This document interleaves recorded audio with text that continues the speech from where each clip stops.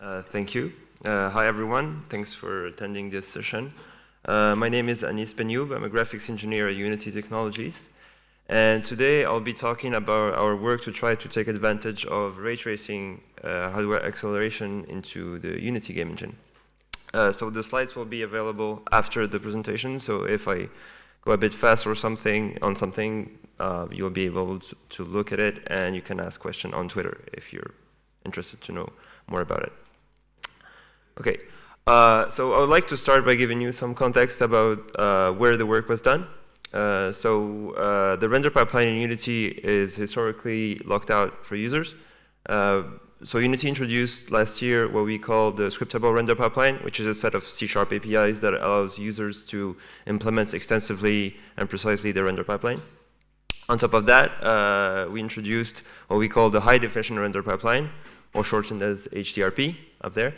It is an out-of-the-box render pipeline for users to implement their AAA production. And this render pipeline has some characteristics. It has physically based lighting, so that means that lights have physical units, and the light transport in the scene is, to a certain extent, coherent.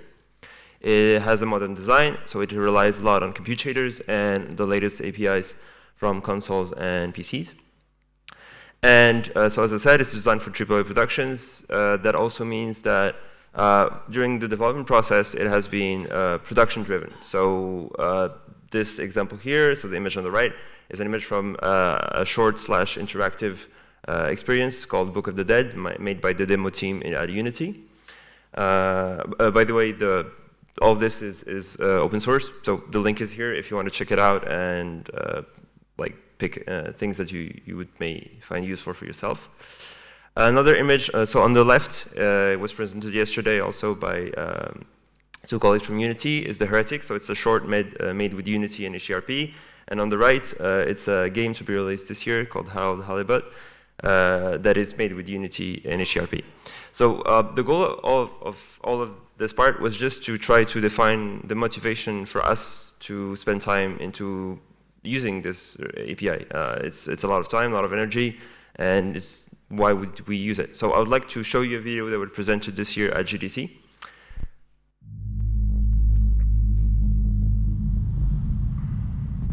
Invent yourself, and then reinvent yourself. Don't swim in the same slough. Invent yourself, and then reinvent yourself. And stay out of the clutches of mediocrity. Invent yourself, and then reinvent yourself. Change your tone and shape so often that they can never categorize you. Reinvigorate yourself and accept what is, but only on the terms that you have invented. Be self-taught and reinvent your life because you must. It is your life, and its history and the present belong only to you.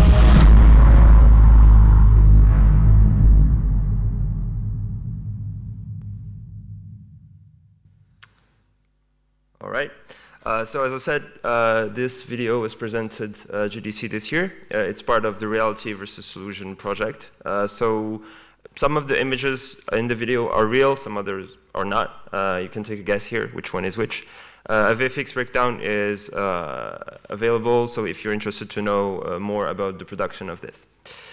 So HDRP was already there before, so we didn't implement everything from scratch. We simply integrated into already existing render pipeline, and we're going to use ray tracing to evaluate certain signals that already evaluated within the resolution pipeline, or simply just create them because there was no valid approximation existing in the current implementation. So multiple effects, what we call ray tracing effects, have been used in this video. So the first one is the basic one, so ray trace element occlusion. Then also ray trace indirect diffuse. In games, it's most commonly called GI. Then there's what we call recursive tracing. So it's our pipeline for rendering transparent objects with multiple reflection and reflection layers.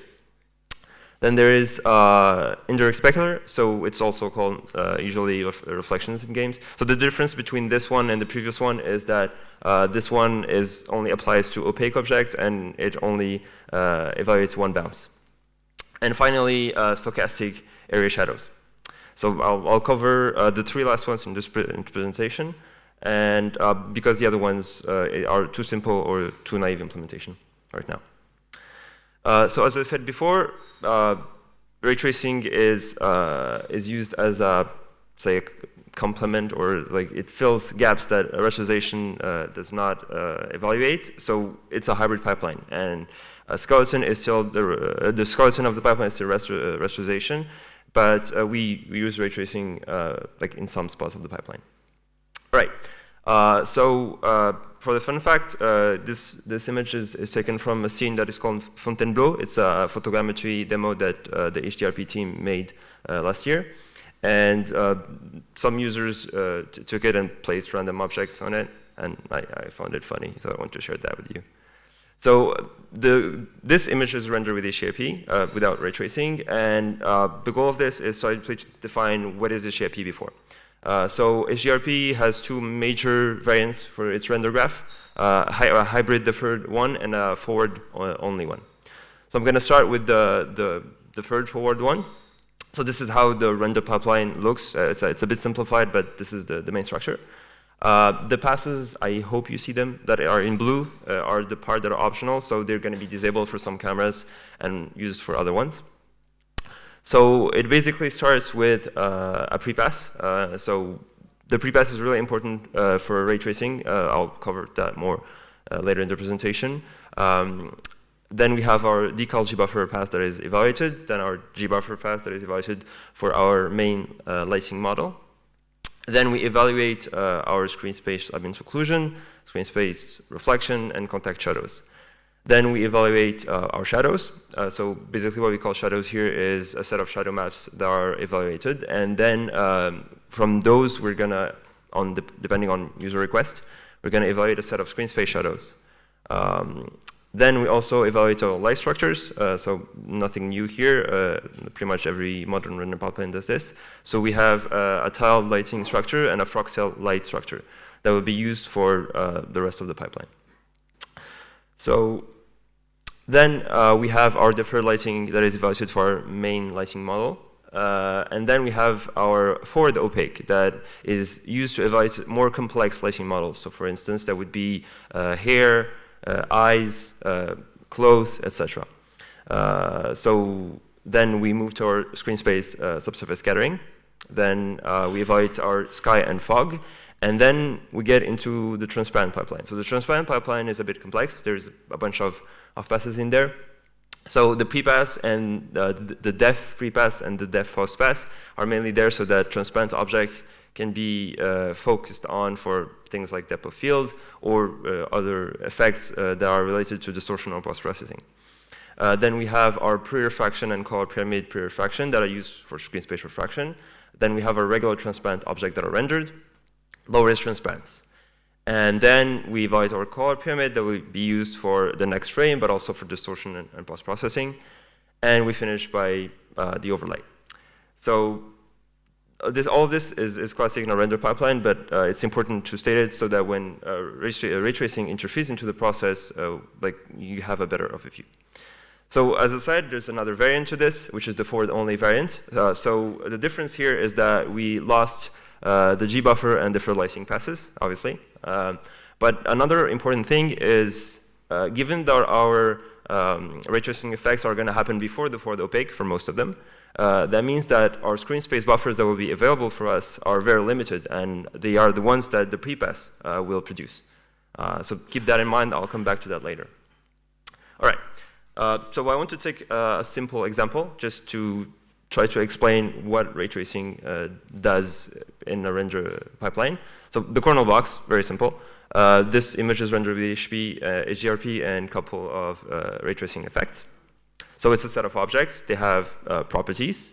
They have geometries, colors, transforms, material properties, etc. Then if we were doing a regular render pipeline, we would use our graphics render queue. We would bind our resources. run, for instance, a dispatch compute that will run a compute shader. That compute shader would evaluate effect like screen space reflection, screen space image occlusion, contact shadows, etc.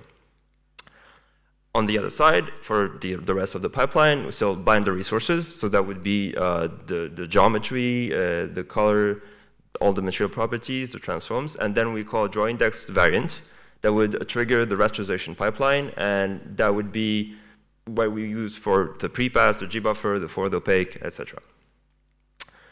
Another thing important that will also interfere during the ray tracing implementation is that, like in most render pipelines, there is a graphics render queue and there is a ASIC compute queue. So usually we use it to execute compute shaders that don't like share the same amount, share the same type of compute power with other compute shaders or with the rasterization pipeline. And this is what we use for those effects. Okay, so now into ray tracing. So DXR, which is the Microsoft API for ray tracing, introduces something that they call the ray tracing acceleration structure, which is a two-level structure that a top-level one, which is a BVH for all the instances in the scene, and then a bottom-level one, which is a BVH for all the geometry in the scene. Then this also changes drastically the way resources need to be available when you do a dispatch. Because right now, in the previous example, it was only the resources of that object, but now you'll have to bind all the resources of all your scene into a single descriptor heap. So the shading binding table will store the pointers of the shaders, and then the resources, and all the various things that you'll need for your single dispatch. So on the right, there is the ray tracing shader pipeline. So it's simplified. There is a missing step that we won't be covering today. So the entry point of this is the ray generation shader.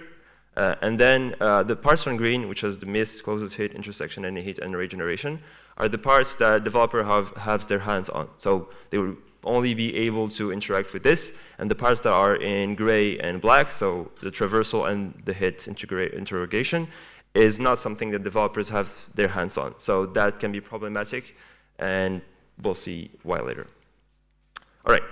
So let's go back to our scene. So we build a top-level acceleration structure for our scene, and then we'll also build a bottom-level acceleration for our scene, and then we'll have a set of resources that will be used for that bottom-level box. So there's two options to build the top and bottom-level acceleration structures. So either we go to the regular graphics render queue. So we bind our resources for something else, we dispatch a compute shader, and then we decide that at that point we want to build the acceleration structure. So we build or update the set of bottom acceleration structure for that frame that we've decided. Then we have a barrier, then we have the rebuild complete of the top level one at every frame, and then a barrier, and then we execute the rest of the pipeline. The other option is to do the building and update into the async queue so that we can hide the latency of this. Because it's very expensive. And this is what the developers from Microsoft and NVIDIA recommend. All right, so let's go back to our render pipeline. We start from the same thing, so we bind all our resources, which is our shading binding table, and then we're going to trigger a dispatch raise. This dispatch raise is bound to a set of default shaders, which is the mist shaders in case the ray doesn't hit anything, the ray gen that will allow us to generate rays to traverse the scene. The default any hit and the default closest hit are the ones that are triggered in case the object does not specify closest and default any hit. And then depending on our rays, we're going to intersect some objects, and we're going to trigger their any hit and closest hit, and we'll have the properties of the materials. Okay, couple things are worth mentioning. This is like the ray tracing pipeline is neither a compute, neither a rasterization pipeline. So there is a couple of things that are not available. So we don't have DDX, DDY. So we'll have to find another way to evaluate them at the geometry. We don't have LDS, which is a big problem for performance. And we don't have the dot sample function, like we wouldn't have it in the compute shader. So same thing here. We'll need to have our own primitives to evaluate the level of details for every intersection. Okay. So usually in any render pipeline to a given shader, there's a set of passes that are associated to that shader. So for a different render, that would be gbuffer, depth only, motion vectors, etc., etc. So given that ray tracing is not really compatible with those kind of approaches, like we have an equivalent for that for ray tracing. So instead of having per pass, we have something that we call per effect. So that means that, for instance, here we have 3 shader implementations for a given default lighting model. So we have the indirect DXR, which is the one that we use for all indirect lighting, so indirect specular and indirect diffuse. So that one will have one closest hit and one when any hit. The forward DXR, which is the one that we use to render pixels with ray tracing directly from the camera. So that is what you use for recursive tracing. And finally, visibility DXR, which is the one that we use for shadows, ambient occlusion, etc. Oh, and this one does not have a closest hit because it's only visibility evaluation. So we don't need that piece of information, and it's actually cheaper than the rest of the shaders. Okay? Another thing that is worth mentioning is for an actual scene for production, usually we have occlusion or culling things that happen during the rasterization pipeline, and those are the requests that we cannot benefit from. So we have to find another way to do that if you have a big scene with dynamic objects. So right now what we do is we define a radius around the camera and we operate calling a request with that area, and we only include into the acceleration structure the objects out there. We also have something that is usually there for rasterization, is that there's usually a layer system that is available for users to specify for a given camera which objects will be included in the render pass. So that is very useful, but we decided to give more freedom to the users by allowing them to specify a set of layer per effect. So this is very cool in terms of content and control over but that also implies that potentially we're going to be having multiple acceleration structures, and that means that we'll have multiple builds and updates, and that is very expensive. So there is things to be done here in order to share acceleration structures when possible and use instance mask to guide rays. All right. So same thing. Like there is tiled lighting that is used usually for render pipelines that are forward and deferred, but that's something that we can use because our rays are going to potentially hit something that doesn't have direct access to a light that is in the frustum but outside of the frustum. So we have something that we call a cluster of lights. So basically it's a camera centered with a defined resolution that will store at every cell set of lights, and those lights will be used in case we have an intersection. All right, so with all that in mind, this is how the render pipeline looked before, so there's no change compared to what I presented earlier, and this is how the ray tracing pipeline looks like. So same structure, but there is some things that needs to be said there. So for instance, ambient occlusion is about the same. It requires the same data, so it's simply replaced by ray traced ambient occlusion. On the other hand, reflection and indirect diffuse, which would be replaced by screen space reflection and screen space GI, they have new dependencies that they did not have before. So now screen space reflection and screen space indirect diffuse depend on shadows because we don't want to trace additional rays to evaluate shadows, and that complexifies a bit the pipeline. They have also dependency on the light cluster structure that I talked about earlier. And we have also ray traced area shadows and ray traced directional shadows that are parallel to the pipeline and do not have a dependency on the shadows. But ray traced area shadows will have a dependency on the G buffer. I'll talk about that later in the section about ray traced area shadows. Also, the transparent pipeline becomes different. I'll cover that in the right section. But there is an impact over the whole pipeline. That's the point of this. It's just to image that. Okay. So for implementing our effects, we start from the rendering equation. So in the rendering equation by Kajia, there is like the term that is in blue. That term is usually evaluated using an integrator, which is a path tracer, a Fossen mapper, or something else. But we're not going for that. We're not going for a path tracer. We're going for a hybrid approach. So we need to just rethink this equation a bit so that it fits our needs. So we think about it as like direct and emissive lighting on one side, and then indirect lighting on the other side. So direct lighting, so the term in red, is evaluated almost using only rasterization. And then we're going to replace indirect lighting with ray tracing depending on our needs. So one simplification that we do is we said that indirect lighting is the sum of specular indirect lighting and diffuse indirect lighting. And we simplify indirect specular lighting as an isotropic GGX lobe because it is significantly less complex to compute, it is more stable to integration, and it requires significantly less data to evaluate. I'll cover that when I'll talk about indirect specular, but same again, like we have only the prepass as the set of data that is available to us for evaluate effects. So the less data that we need, the better it is. So it's the same thing for the indirect diffuse. We simplify as a Lambert lobe, even if our model is a diffuse Disney model. And amine occlusion is not really a physically based quantity, so it simply affects both indirect specular and diffuse term. All right, so now we define what we want to compute, what is the equation that we need to evaluate, so let's shoot rays. So we start from the depth buffer that was evaluated during the prepass, and so on the left you can see the depth buffer, and there's pixels on the screen, which are in red, and for every pixel, we're gonna shoot rays. So the question is, how do we know which rays we're gonna shoot? So in our case, the prepass only gives us shading normals, perceptual smoothness, motion vectors, depth, and eventually the stencil to identify what kind of surface is that. So based on that, we're gonna know if we need to evaluate indirect diffuse, indirect specular, etc., and we're gonna create a lobe that we're gonna evaluate with ray tracing.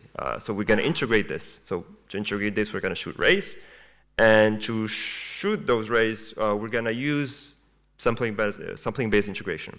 So right now, at least for the demo, our budget was 1 sample per pixel, per effect, per frame, or less when possible. So we have variants that use less, but let's simplify and say that is our budget. So with 1 sample on very complex signals, you won't get anything. So for that, you need to use some coherence at some level to increase the coverage of your samples. So for that, we use spatial temporal projection accumulation to increase the coverage of our samples. So for the spatial part, we used this sampling pattern, so blue noise tethering by Georgiev and Fajardo. And that allows us to increase the coverage by ensuring that neighbor pixels, we will use different samples. So when we'll combine them, we'll get higher coverage. On the other hand, we increase coverage also temporally by iterating over a Sobel sequence. So Sobel sequence have properties. They have stratified samples. So the more you advance into your sequence, the highest the coverage will be of your sample space. Right? In terms of code, it's pretty simple at the end. So this is the code for it. It's also, again, it's all open source, so if you want to pick it and use it, you can.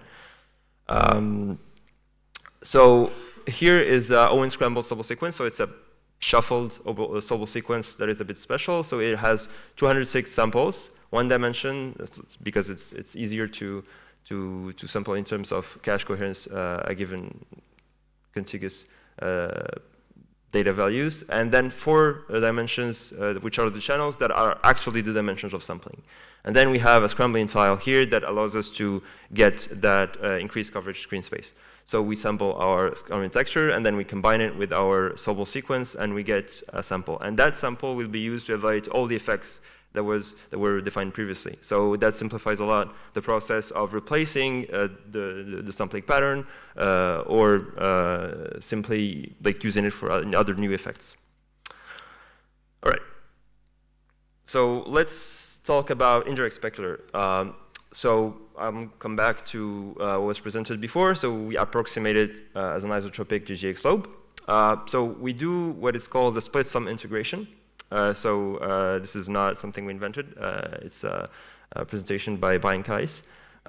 So the goal of this, usually when you're in rasterization, is that you can't really evaluate that signal at runtime because it's too expensive. So you're gonna pre-integrate a part that is in blue, and we store it in the texture. And the part that is in red is evaluated with, for instance, pre-convoluted reflection probes, screen space reflection, etc. So we do the same for a couple of reasons. So the first one is that by doing this, you get less variance into your integration. So your signal is going to be like it was going to converge more, and the variance is going to be lower. The other reason is same again. We want to support foreign materials, so we don't have all the information. We're not able to evaluate the Fresnel term, and then by doing this, we can evaluate it for foreign materials for free. So this is what a final image would look like with ray traced indirect specular, and this is what the ray traced indirect specular would look like in a simple scene. So this is the term that was in blue, in red on the right earlier. So this scene has variable smoothness, so it's not a bad case per se, because most rays on the ground we're going to go in the same direction, so we're going to traverse the same direction in the tree, and they're going to end up in the same positions that we're going to shade. So the coherence is not that bad. So it's like the worst case possible, which is the smoothness of 0. So everything is expensive, everything is incoherent. And let's try to implement this with ray trace shaders. So something that is usual in render pipelines, which is a light loop. So for every material that you have, you're going to evaluate the set of lights. And in ray tracing, this is the render pipeline that I presented earlier, the ray tracing render pipeline that I presented earlier. So the entry point is the ray generation shader. And the anyHeat is potentially unused when possible because it's only used for cutoff materials. So in the ray generation shader, we're going to generate a set of samples. We're going to generate rays, trace those rays. And then in the closest hit, we're going to loop through the lights of our cluster, evaluate the lighting, go back to the ray generation shader, accumulate, normalize by the number of samples, and this is bloody expensive. It's really bad. So we need to do something about this. This is the timings on a 2080 Ti at 1080p. And the first thing that we can do is, first of all, try to not affect the scheduling of ray traversals. So we do approximately the same. We generate samples, we generate the rays, we trace the rays. And then in the closest hit, we're going to generate like an equivalent of the G buffer. So we compress it, do exactly the same that we would do in the rasterization pipeline. And then we come back to the ray generation shader. We light that sample, we accumulate it, and normalize. And that's better. It's still very bad, but it's better. So that is like something that guides us where we should go. So the idea is to try to reduce as much as possible the things that happen into the ray tracing shaders. So we try to use the compute shaders because they have the LDS, they have a couple of advantages, and they don't screw up the scheduling of ray traversals in the ray tracing pipeline. So we have a compute shader that generates rays. Then we have our ray tracing pipeline that does approximately the same thing. So we generate rays, trace them. We output the G buffer into the payload. Then we output that payload into UAVs. And then we have a compute shader, like we have a deferred lighting pass that evaluates that lighting. So that's better. It's still not very good, but it's better. So another thing that we can do is bin rays. So we do something very similar to what was presented at this year's GDC by two guys from DICE. So ray binning. So basically, we take rays for any given tile in our screen, and we take those rays and we're going to place them into the unit sphere, and we're going to sort them using that. So the space that we use for that is the octahedral space, because it's very simple to convert data from one to the other. It's not expensive, and it's actually what we're looking for. So very similar to what I presented before, we generate rays. We have a binning pass. So it's a bit code heavy, but you can look into it like more extensively later. But we generate our bin index for that ray. Then we compute the offset of that pixel in that bin, and then we output that structure into an UAV. Then we have our ray tracing pipeline that does exactly the same as before, generate rays, gbuffer, export the gbuffer, and then compute the lighting. So we're getting somewhere. This is still not okay for a game, but there's improvement.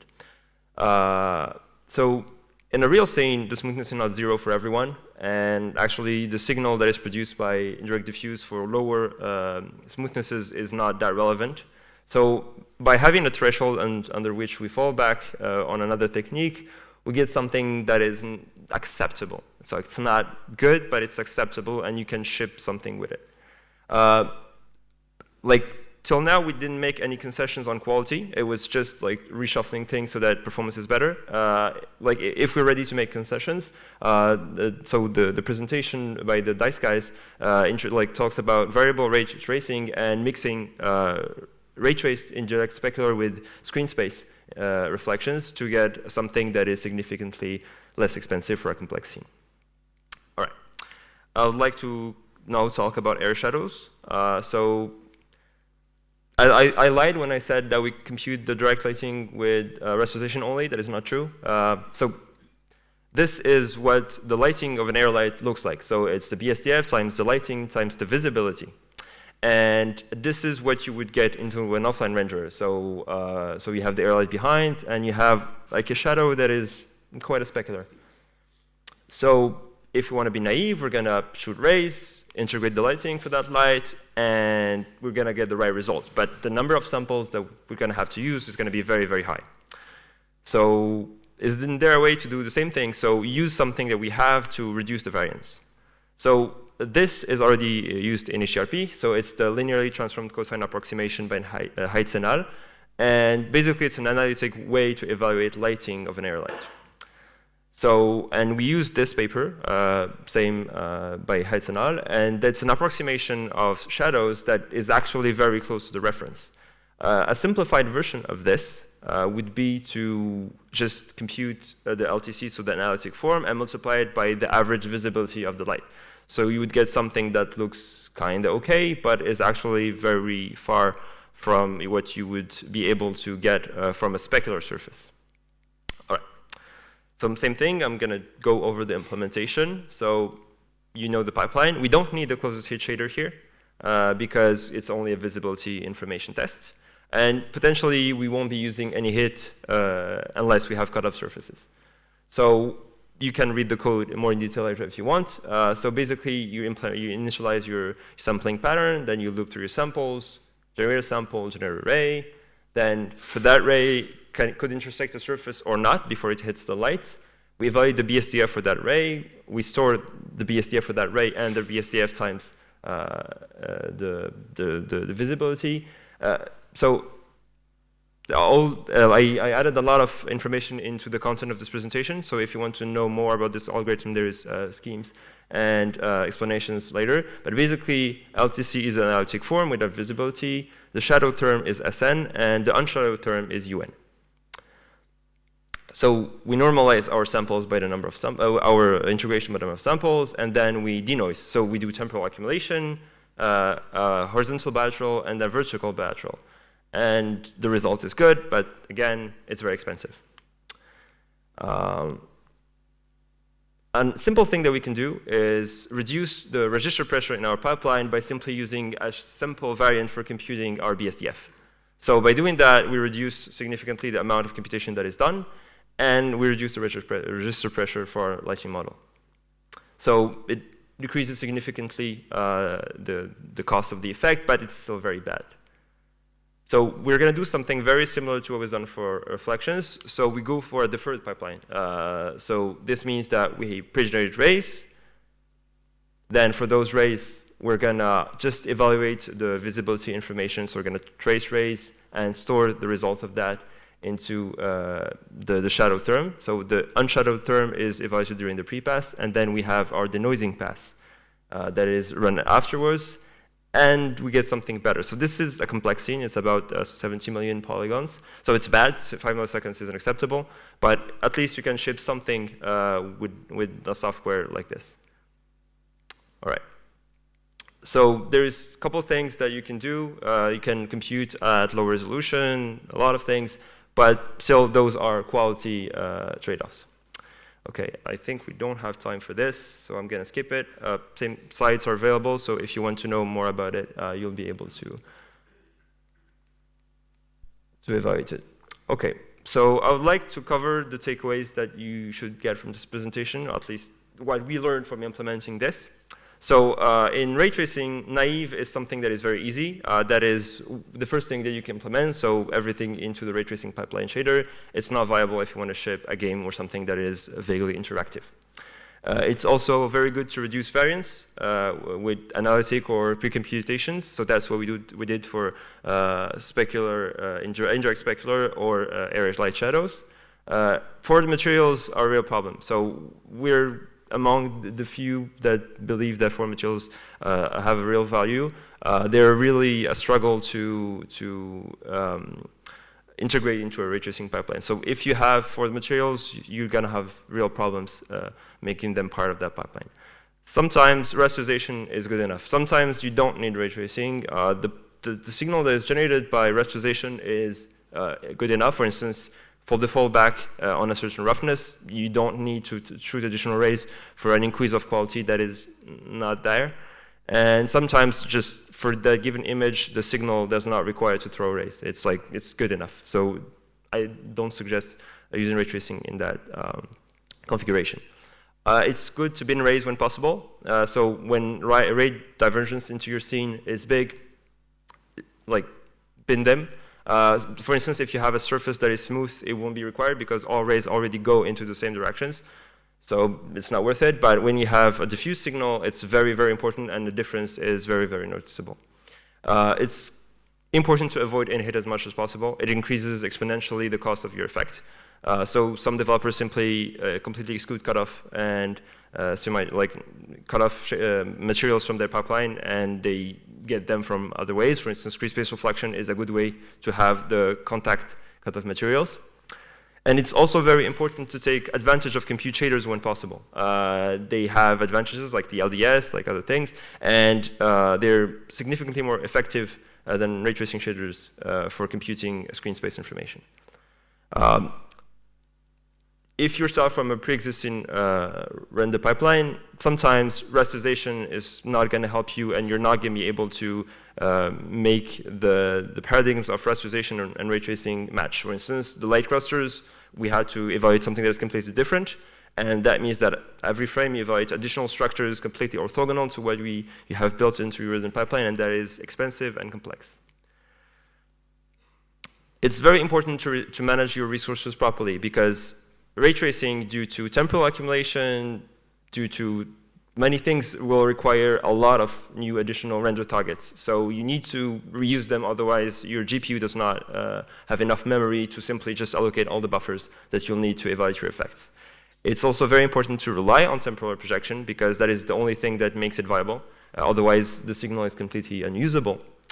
Also for real time, it's tight. Like I said, 1 ray per pixel per effect per frame. That's not true. You're probably less than that. Like most of game developers ship with 1 effect, and that's it. And it's the most expensive pass that they have in the render pipeline. So you need to find very smart ways to reduce the cost of your ray tracing passes. At the end, like same as the last point of the last slide, it doesn't make your image prettier. It makes it more accurate eventually, but not more prettier, like not prettier. So don't expect something magical to happen just because it's more physically accurate. I would like to finish with the future improvements that we think we're going to do over the next months. So we think of mixing ray tracing effect with the rasterization variant to like win more milliseconds for every effect. To compute them also at a lower resolution and upsample, it's a very effective way of reducing the cost of your implementation. We also think of exposing ray tracing to non-rendering application, so sound propagation, culling for light probes, etc. And we're currently implementing a path tracer for reference. Given that it's really important to have a reference when you're doing rendering, that's a very useful tool because we don't duplicate everything. And we're able to have something that tells us if our rendering approximations are good enough. And finally, we'll be working on supporting skinned mesh and particles in the near future, because right now it's not something that we support. There's a lot of people that worked on the demo. Most of them are from Unity and Light and Shadows. I would like to thank them. And I'll take some questions if we have, we have a couple of minutes. So if someone has any question, I'd be happy to answer it.